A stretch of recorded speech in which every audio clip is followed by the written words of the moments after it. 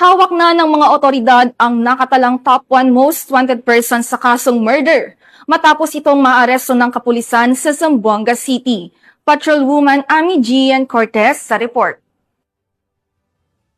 Naaresto ng pinagsanib na puwersa ng pulisya at militar na pinangunahan ng Zamboanga City Police Station 5 ang isang top 1 most wanted person regional level na nahaharap sa kasong murder sa isinagawang operasyon sa Barangay Divisoria, Zamboanga City bandang alas 6:30 ng gabi nito lamang ikapito ng Setyembre taong kasalukuyan.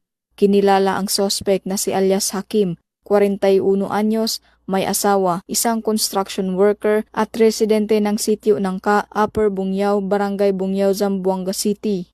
Ayon sa ulat, nadakip ang suspect sa bisa ng warrant of arrest para sa kasong murder sa ilalim ng criminal case number 54884 na inilabas ni Honorable Shaldilin Bara Bangsaha, presiding judge ng RTC Branch 33, Zamboanga City noong August 22, 2024. Wala umanong inirekomendang piyansa para sa kanyang pansamantalang kalayaan. Kasalukuyang nasa kustodiya ng Zamboanga City Police Station 5 ang akusado para sa tamang disposisyon.